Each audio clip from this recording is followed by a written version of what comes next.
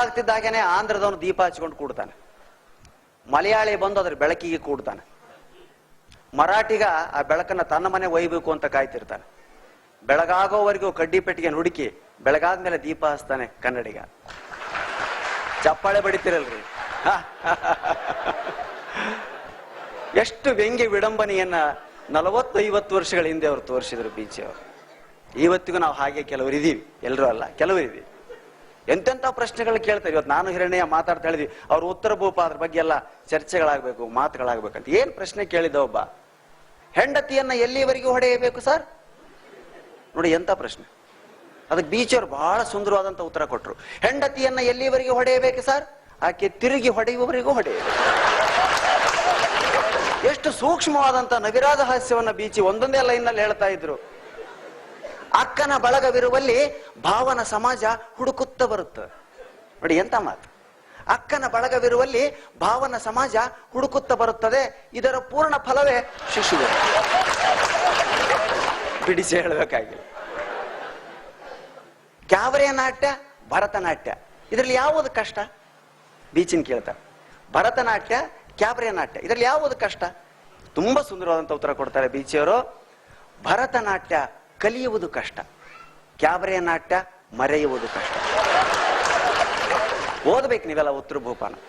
ಎಂತೆಂಥ ಪ್ರಶ್ನೆಗೆ ಉತ್ತರಗಳು. ಮದುವೆಯಾದ ಹೊಸತರಲ್ಲಿ ಹೆಂಡತಿ ಭುಜಕ್ಕೆ ತಲೆ ಇಟ್ಟಾಗ ಗಂಡ ಏನು ಮಾಡಬೇಕು? ಅಬ್ಬಾ ಎಂತ ಪ್ರಶ್ನೆ ರೀ. ಮದುವೆಯಾದ ಹೊಸತರಲ್ಲಿ ಹೆಂಡತಿ ಭುಜಕ್ಕೆ ತಲೆ ಇಟ್ಟಾಗ ಗಂಡನಾದವನು ಏನು ಮಾಡಬೇಕು?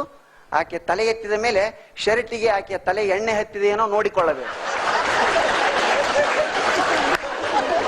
ಇವತ್ತು ಮಾತುಗಳಿಗೆ, ಓದುಗಳಿಗೆ ಅವಕಾಶವೇ ಇಲ್ಲ. ಎಲ್ಲ ಮೊಬೈಲ್ ಯುಗ, ಎಲ್ಲ ಮೊಬೈಲ್ ಯುಗ, ಎಲ್ಲವೂ ಮೊಬೈಲೇ. ಈ ಮೊಬೈಲು ಮತ್ತು ಹೆಂಡತಿ ಇವೆರಡೂ ಒಂದೇ.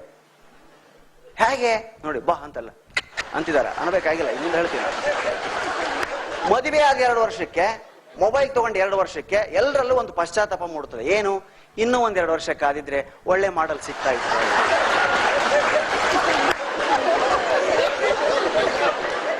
ಮತ್ತೊಬ್ಬ ಕವಿ ಹೇಳ್ತಾನೆ, ಮೊಬೈಲ್ ಎಂಬ ಸಂಸಾರದಲ್ಲಿ ಗಂಡನೇ ಸಿಮ್ ಕಾರ್ಡ್, ಹೆಂಡತಿಯ ಕರೆನ್ಸಿ. ಮೊಬೈಲ್ ಎಂಬ ಸಂಸಾರದಲ್ಲಿ ಗಂಡನೇ ಸಿಮ್ ಕಾರ್ಡ್, ಹೆಂಡತಿಯ ಕರೆನ್ಸಿ. ಇನ್ನು ಮಕ್ಕಳು ಕಾಲ್ಗಳು. ಗಂಡು ಮಕ್ಕಳಾದರೆ ಇನ್ಕಮಿಂಗ್, ಹೆಣ್ಣು ಮಕ್ಕಳಾದರೆ ಔಟ್ ಗೋಯಿಂಗ್.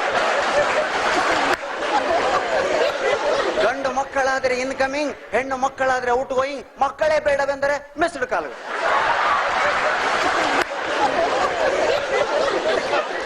ಎಲ್ಲ ಮೊಬೈಲ್ ಮಾತುಗಳು. ಒಬ್ಬ ಡಾಕ್ಟರ್ ಹತ್ರ ಬಂದ, ಏನಾಗ್ತಿದೆಯಾ ಸಾರ್? ಹೊಟ್ಟೆಯಲ್ಲಿ ಏನೋ ತಳಮಳ. ಹಾಗೆ ಹೇಳಿದ್ರೆ ಆಗ ಕ್ಲಿಯರ್ ಆಗಿ ಹೇಳು, ಏನಾಗ್ತಾ ಇದೆ ಸಾರ್? ವೈಬ್ರೇಟಿಂಗಾ? ಹೌದು ಸರ್, ತುಂಬಾ ಕಷ್ಟ ಆಗ್ತದೆ. ಮತ್ತೆ ಔಟ್ ಗೋಯಿಂಗೇ ಇಲ್ಲ ಸರ್,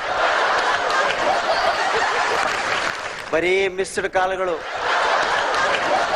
ಬಗೆಯಾದಂತ ರಿಂಗ್ ಟೋನ್ಸ್ಗಳು. ಆಗ ಡಾಕ್ಟರ್ ಅವನ ಭಾಷೆಯಲ್ಲಿ ಹೇಳಿದ, ಇದಕ್ಕೆ ಔಷಧ 2 SMS ತಗೊಂಡು ಮನೆಗೆ ಹೋಗು.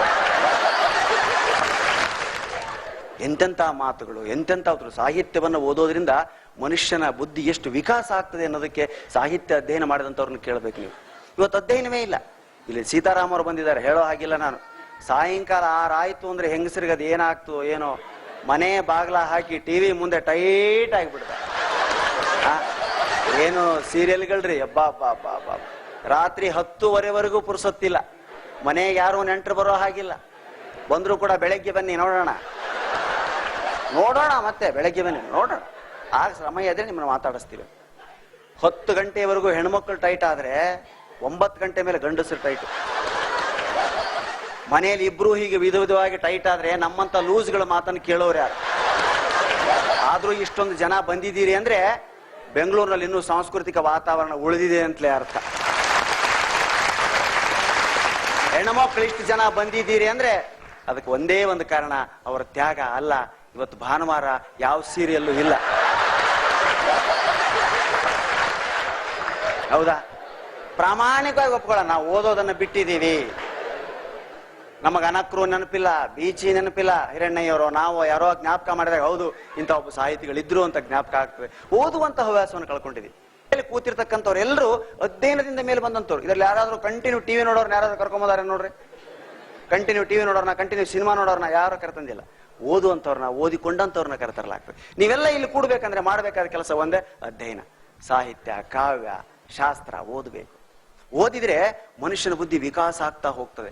ನಮ್ಮ ಬೀಚರ್ ಪ್ರಶ್ನೋತ್ತರ ಒಂದೇ ಸಾಕು. ಒಬ್ಬ ಪ್ರಶ್ನೆ ಕೇಳಿದ, ರಾಜಕಾರಣದ ಹುಚ್ಚು ಆಗ ಬಹಳ, ಈಗೇನು ಕಡಿಮೆ ಆಗಿಲ್ಲ. ಒಬ್ಬ ಕೇಳಿದ, ಸಾರ್ ನಾನು MP ಎಲೆಕ್ಷನ್ಗೂ ನಿಂತಿದ್ದೇನೆ, MLA ಎಲೆಕ್ಷನ್ಗೂ ನಿಂತಿದ್ದೇನೆ, ಹೀಗೆ ಎರಡಕ್ಕೂ ನಿಂತಿದ್ದೇನೆ, ನಿಮ್ಮ ಟೀಕೆ ಬರಲಿ ಸರ್.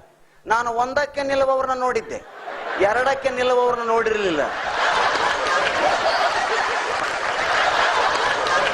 ಮಾತು ತಿರ್ಗಾ ಅವನ ಪ್ರಶ್ನೆ ಕೇಳಿರಬಾರ್ದು.